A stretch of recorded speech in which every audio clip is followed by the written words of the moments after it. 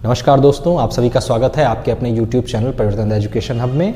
दोस्तों, जैसा कि आप जानते हैं कि रीजनिंग की क्लासेस आपकी चल रही हैं और हमारी जो पिछली क्लास थी रीजनिंग में, उसमें हम लोगों ने एक अपना बहुत ही फेवरेट, जो कि छोटे बच्चों का पसंदीदा खेल होता है लूडो, उसका एक अभिन्न अंग, जी हाँ, जिसके बिना लूडो की कल्पना नहीं करी जा सकती है, पासे के बारे में डिस्कस शुरू किया था। पासे का पार्ट 1 हम लेके आ चुके थे आपके लिए। अगर आपने नहीं देखा है तो हमारे वीडियो में इस डायरेक्शन में आपको आई एक बन के आ रहा होगा। जब आप उस पर टच करेंगे तो आपको लिंक मिल जाएगा और आप हमारा पिछला वीडियो देख सकते हैं। पिछला वीडियो देखने के बाद अगर आप इसको देखेंगे तो आपको बहुत अच्छा समझ में आएगा, और अगर बिना देखे भी देख रहे हैं तब भी आपको और भी ज्यादा अच्छा समझ में आएगा, क्योंकि उसमें हमने पासा खोला नहीं था। उसमें हमारा पासा जब दुकान से लेके आए और वैसे खेलना शुरू कर दिया। अब की बार हमने पासा खोल दिया है। तो ये जो सेकंड पार्ट है ये आपका खुले हुए पासे पे बेस्ड है, यानी कि जब आप पासे में चीरा लगाओगे और उसकी एक एक सरफेस को फाड़ के फेंक दोगे, उसके बाद जब दोबारा बनाने की बारी आएगी तब बेटा कैसे बनाओगे। तो अगर लूडो का पासा है तब तो बन जाएगा कि भैया 1 के नीचे 6, 2 के अपोजिट 5, 3 के अपोजिट 4। लेकिन अब हम लूडो का पासा नहीं लाए हैं, हम कह रहे हैं कोई ऐसा पासा बनाओ, बस वो लूडो का नहीं होना चाहिए, बाकी कोई भी पासा बनाओ। तब आप कैसे बनाएंगे? वो बनाने का तरीका आपको तो नहीं आता है, तो बनाने का तरीका आपको हमारे चैनल पे सिखाया जा रहा है। यानी अगर आपके कभी भी लाइफ में टूटा हुआ पासा मिल जाए तो आप उसको आसानी से जोड़ सकते हैं। कैसे जोड़ेंगे? देखिए, जो बेटा खुला हुआ पासा होगा वो आपका 2 टाइप से हो सकता है। क्या? सबसे पहला तो है जब एक लाइन में 2 से ज्यादा सतह दी हो, यानी कि पासा खोला गया, 6 की 6 सतह अलग कर दी गई, उसके बाद 3 सतह इस तरीके से रख दी गई और बाकी की 3 इसके जस्ट नीचे रख दी गई। यानी एक लाइन में कितनी सतह हो गई? 4, और एक लाइन में कितनी हो गई? 3। अभी खाली हम पहले टाइप की बात कर रहे हैं कि अगर आपकी एक लाइन में 2 से ज्यादा सतह खोल के रख दी है। जैसे इसमें देखते हैं, इसमें क्या है, एक लाइन में 3 सतह हैं और इस एक लाइन में 4 सरफेस आपकी खोल के रख दी गई हैं। अब आपसे कहा जाए भैया जोड़ के दिखाओ पासा, तो कैसे जोड़ा जाएगा? अभी बताते हैं कैसे जोड़ा जाएगा। जब एक लाइन में 2 से ज्यादा सरफेस दी हो तो कुछ नहीं करना है, सिर्फ ऑल्टरनेट सरफेस को जोड़ देना है। ऑल्टरनेट, अरे बड़ा जटिल वर्ड आ गया भैया। अल्टरनेट का मतलब होता है एक के बाद छोड़ के दूसरा के छोड़ के तीसरा, यानी कि इस फेस के अपोजिट में ये वाला फेस आएगा, इसके जस्ट बाद ये है, इसको नहीं लेना है, इसको छोड़ के एक फेस, यानी पहले का ज्वाइंट करना है तीसरे से। इसका ज्वाइंट किससे होगा? इससे होगा, और 2 का ज्वाइंट होगा 5 से। अरे ये तो आपका लूडो वाला पासा है। कैसे? 1 के अपोजिट में 6, 3 के अपोजिट में 4 और 5 के अपोजिट में 2। तो ये लूडो वाला पासा हो गया? बिल्कुल हो गया। अब की बार खोलना तो ऐसे खोलना और फिर जोड़ना। इसमें देखते हैं, इस लाइन में आपकी 3 सरफेस है और इस लाइन में आपकी 4 सरफेस है। तो फिर से वही काम, ए को किससे मिलाया? डी से, सी को मिलाया ई से और बी को मिलाया जी से। तो ये जो आपकी अल्टरनेट वाला प्रोसेस है, ये आपका प्रोसेस कब चलेगा? जब आपकी एक लाइन में 2 से ज्यादा सरफेस दी होंगी। अब इजी लग रहा है? ठीक है। अब हम लोग देखते हैं दूसरा टाइप। दूसरा टाइप मतलब अभी तक तो आपका पासा खोला गया और खोल के एक ही लाइन में 3 से ज्यादा सरफेस बिछा दी गई। अब की बार क्या किया? पासा खोला और जेड शेप में खोला। दूसरी चीज क्या है? अगर ये मान लो पासा नहीं है, जैसे 6 सरफेस नहीं है भैया, 4 ही सरफेस दी हैं, इनको आपस में फोल्ड करके एक बॉक्स बनाना है, खुला हुआ बॉक्स, पूरा बॉक्स नहीं, ठीक है, खोखला बॉक्स बनाना है। तब आपसे पूछा जाए कि बताओ भैया किसके अपोजिट कौन सी सरफेस आएगी। तो देखिए, जब जेड शेप में कोई चीज खोली जाती है तो 4 ही टाइप के जेड बना सकते हैं। एक तो सीधा जेड, फिर उल्टा जेड, फिर ये ऊपर वाला जेड और ये नीचे वाला जेड। सीधा, दायां बायां उल्टा, ऊपर नीचे दायां बायां, वही पुराना गाना अपना, ठीक, आगे पीछे ऊपर नीचे वाला, ठीक है। तो 4 तरीके से आपका जेड बनता है, चारों तरीके से हमने बना दिया। किसी भी तरीके का अगर जेड आपको दिख जाए क्वेश्चन में तो कुछ नहीं करना, आंखें बंद करना, मतलब आंखें खोलना, बंद मत करना, सीरियसली। इस कॉर्नर को इस कॉर्नर से ज्वाइंट कर देना और बचे हुए कॉर्नर को आपस में ज्वाइंट कर देना, बस बन गया पासा। इस कॉर्नर को इस कॉर्नर से ज्वाइंट किया और बचे हुए कॉर्नर को आपस में ज्वाइंट कर दिया। इस कॉर्नर को इस कॉर्नर से और इसको इससे, बस लो भैया, जेड वाले शेप के सारे पासे बंद हो गए। ठीक है, कोई दिक्कत? इस वाले पासे में थोड़ा टफ लग भी रहा होगा, इसमें तो कुछ नहीं लग रहा है, इसमें बस खाली पता चल जाए कि हाँ इसमें जेड बना है। अब अगर जेड नहीं पता चला फिर भैया नहीं, मतलब हमको फिर आप अपने, फिर सवारी सामान की खुद जिम्मेदार है। हम जिम्मेदार तब तक हैं जब तक आप जेड ढूंढ ले रहे हैं। अगर ढूंढ ही नहीं पाए तो फिर इसमें हम क्या करें? ठीक, जैसे ये देखो, इसमें यू है, टी है, वी है, डब्ल्यू है। अब आपसे पूछा जाए कि यू के अपोजिट क्या आएगा, तो u ये कॉर्नर पे है, कॉर्नर को कॉर्नर से जोड़ दो तो u के अपोजिट कौन आ जाएगा, w आ जाएगा। इसमें पूछा जाए 9 के अपोजिट कौन है, क्या 9 कॉर्नर पे है, लेकिन z के नीचे वाले कॉर्नर पे है, z के स्टार्टिंग कॉर्नर पे नहीं है। 7 किससे मैच हो जाएगा, 5 से। बचा कौन, 9 और 3, तो 9 और 3 आपस में मैच हो गया, सिंपल। बेटा ये नहीं सीखा तो क्या सीखा आपने आखिर। अब देखिए इन्हीं आपके कॉन्सेप्ट पे आपके मैंने 2 क्वेश्चन दिए हैं, अभी आप लोग ऐसे करके सॉल्व करो। कैसे, ऐसे करके देखो, अब की बार इसमें 6 सरफेस दी गई हैं, 4 वाले z हमने बताए थे, अब की बार हमने 6 वाला दे दिया। कोई बात नहीं, 2 ही सरफेस तो बड़ी हैं। इस डायग्राम में एक्सक्लेमेशन मार्क यानी हिंदी में कहा जाए तो विस्मयादि बोधक चिन्ह, तो विस्मयादि इतना बड़ा नाम है, चिन्ह जरा सा है, ठीक, इसी को कहते हैं कलयुग। तो इस प्रश्न में एक्सक्लेमेशन मार्क के अपोजिट सरफेस पे कौन सा चिन्ह आएगा। ठीक भाई, देखते हैं कौन सा चिन्ह आएगा। सबसे पहले तो क्या ढूंढना है, z। क्यों, क्योंकि एक लाइन में 2 से ज्यादा सरफेस नहीं है। अगर 2 से ज्यादा सरफेस नहीं है तो इसका मतलब z की शेप बन रही होगी, और अगर 2 से ज्यादा सरफेस है तो हमारा अल्टरनेट वाला प्रोसेस।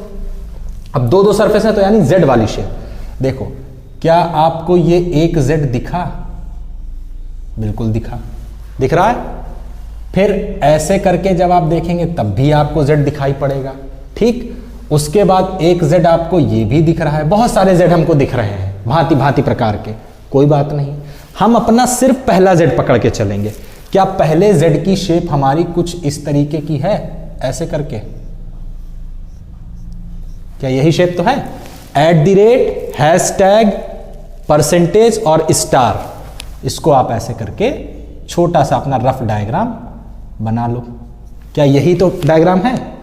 अब इस डायग्राम के लिए मैंने क्या बताया है, इस वाले कॉर्नर को लास्ट कॉर्नर से ऐड कर दो, कर दिया भैया हमने। तो यानी @ किससे ऐड हो गया, इससे हो गया। क्या हैशटैग इससे होगा, होता। कब होता, जब सिर्फ ये फेस होता, लेकिन ये सरफेस नहीं है, हमारा नीचे एक z और बन रहा है।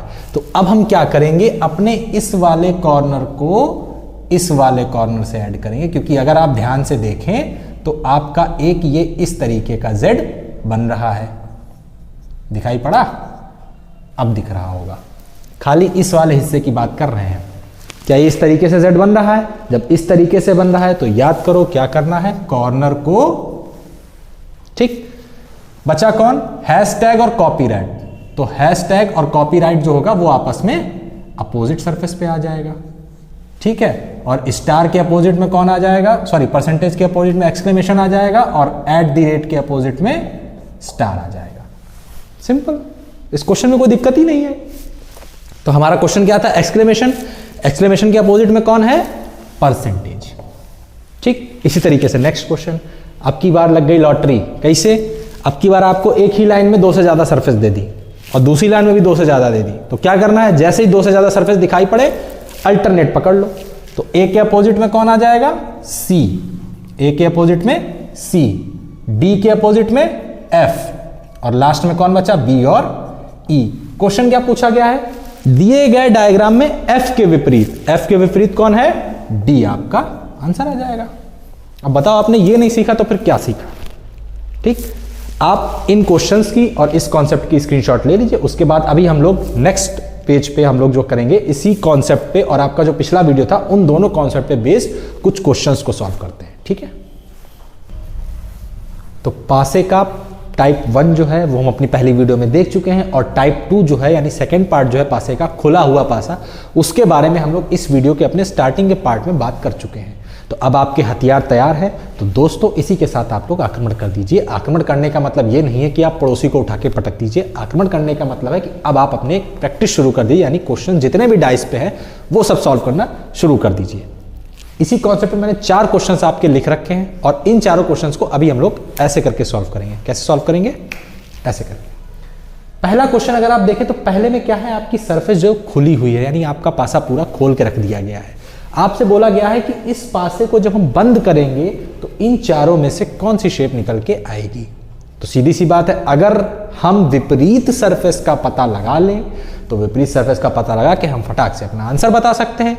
कैसे बता सकते हैं, आपने एक पॉइंट पढ़ रखा है क्या, विपरीत सरफेस ना तो एक साथ दिख सकती है ना एक साथ छिप सकती है। तो इसमें विपरीत सरफेस क्या है? अब विपरीत सरफेस पता लगाने का मैंने तरीका क्या बताया था? सबसे पहले चेक करते हैं क्या किसी लाइन में दो से ज्यादा सरफेस है भैया, दो से ज्यादा सरफेस। ठीक, क्या जेड शेप बन रही है? बन रही है भैया, जेड शेप भी बन रही है। तो हम लोग किसको फॉलो करेंगे? हम लोग पहले वाले रूल को फॉलो करेंगे, यानी पहले में दो से ज्यादा सरफेस होती है ना, उसको फॉलो करते हैं। ठीक है, देखिए इस लाइन में तीन सरफेस हैं, ऑल्टरनेट चलेंगे तो P के अपोजिट में कौन आ जाएगा? R आ जाएगा। आ गया भैया, P के अपोजिट में R आ गया, P के अपोजिट में R आ गया हमारा। अब Z वाला कॉन्सेप्ट यहां से तो खत्म हो गया, क्योंकि Z वाले कॉन्सेप्ट में क्या है? दो सरफेस दो सरफेस, यही होना चाहिए था। अब यहां पे हमारी तीन हो गई। क्या आपको ये दो सरफेस दिख रही हैं? यानी क्या आपको ये अपना नीचे साइड वाला Z दिख रहा है जो वर्टिकली बनाया था हमने, SRQU, ये दिख रहा है? ऐसे कॉन्सेप्ट में हम लोग क्या करते हैं? कुछ नहीं करते हैं, अपोजिट सरफेसेस को आपस में मैच कर दिया जाता है। यानी S के अपोजिट में कौन आ जाएगा? U आ जाएगा। कॉर्नर कॉर्नर मैच होता है, S कॉर्नर है और U कॉर्नर है, ना इसको देखेंगे ना इसको देखेंगे। क्यों? क्योंकि ये हमारा Z बन रहा है। ठीक है, बचा कौन? T और R। तो बेटा T के अपोजिट में कौन आ जाएगा? R आ जाएगा। अब ऑप्शंस की बारी आती है। अब भैया ऑप्शन चेक करते हैं। पहला ऑप्शन है QTR। Q नहीं आया इसमें, सॉरी, T के अपोजिट में Q आएगा। क्यों आएगा? क्योंकि P के अपोजिट, R जो है वो P के अपोजिट में है, तो T के अपोजिट में हमारा Q आएगा। ठीक, तो सबसे पहले किसकी बात होगी? T, Q, S, U और PR। पहला ऑप्शन है QTR।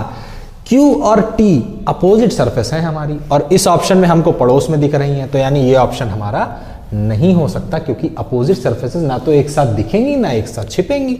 अब इसमें आते हैं QSR। QSR यानी ये वाली सरफेस, ये वाली सरफेस और ये वाली सरफेस। क्या इन तीनों में से कोई भी दो सरफेस अपोजिट है? नहीं है, और तीनों सरफेस हमारी दिख रही हैं। यानी कि कोई दो सरफेस ना तो एक साथ दिख रही हैं ना एक साथ छिप रही हैं। भाई दो अपोजिट है T और Q, इसमें से हमको एक दिख रही है। S और U अपोजिट है, इसमें से हमको एक सरफेस दिख रही है। P और R अपोजिट है, और इसमें से भी एक सरफेस दिख रही है। यानी कि हमारा यही वाला डाइस बन के निकल के आएगा जब इस डाइस को फोल्ड किया जाएगा, यानी शुद्ध हिंदी में बोले तो तहाया जाएगा। सुना होगा आपने गांव में कि बिस्तर तहा दो, ऐसे ही आपको जब डाइस तहाओगे तो आपका डाइस ऐसे बन जाएगा। ठीक, अब दूसरा वाला देखते हैं। दूसरा वाला देखिए, क्या ऊपर वाली लाइन में तीन सरफेस दिख रही हैं? बिल्कुल दिख रही हैं। नीचे वाली लाइन में चार सरफेस दिख रही हैं? बिल्कुल दिख रही हैं। क्या करेंगे? ऑल्टरनेट। A के अपोजिट में C, D के अपोजिट में F, और लास्ट में कौन बचा? B और E। तो B के अपोजिट में कौन आ जाएगा? E आ जाएगा। अब ऑप्शन की बारी, FEC। FEC, आहा, क्या ऑप्शन मिला है? पहले ही ऑप्शन देखिए, EFC। ठीक है, तीनों सरफेस जो हैं वो एक दूसरे के अपोजिट नहीं है। C के अपोजिट में A है, इन दोनों में से एक सरफेस हमारी हमको दिख रही है, इन दोनों में से एक सरफेस हमारी हमको दिख रही है, और इन दोनों में से भी एक सरफेस दिख रही है। यानी कि हमारा पहला ऑप्शन ही सही है।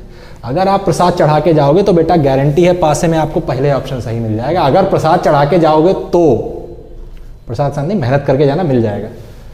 तीसरा ऑप्शन देखते हैं, तीसरा क्वेश्चन क्या है। अब देखो, ये ब्लैंक और ये ब्लैंक।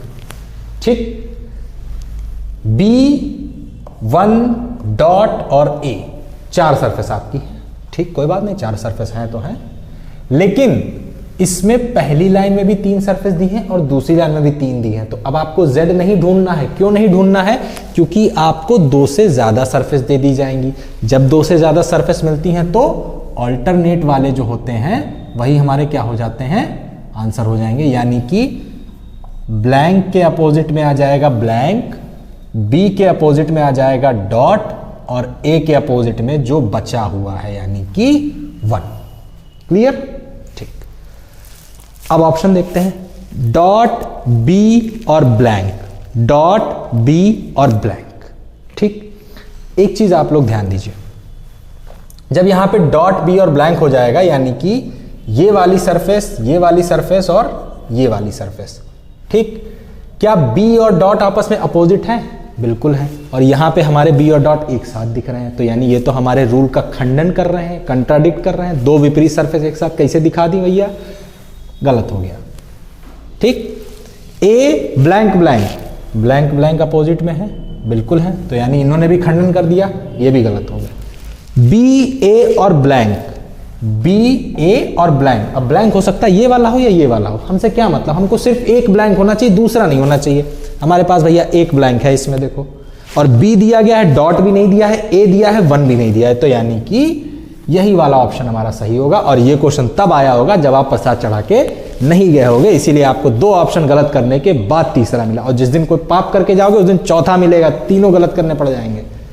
क्वेश्चन नंबर 4 देखिए, 2 पासे दे दिए गए, पूछा गया है कौन सा डाइस संभव है? एक पासे को एक बार उछाला गया तब AEF आया, दोबारा उछाला गया तो AEB आया, अब तीसरी बार फिर उछाला गया है, तो क्वेश्चन पूछ रहा है कि जो तीसरी बार में पासा गिरेगा उसकी पोजीशन इन चारों में से कौन सी होगी? बहुत इजी है, देखते हैं। देखिए इसमें A और E ये दोनों सरफेस कॉमन है, तो हमने लिख लिया भैया फर्स्ट डाइस सेकंड डाइस।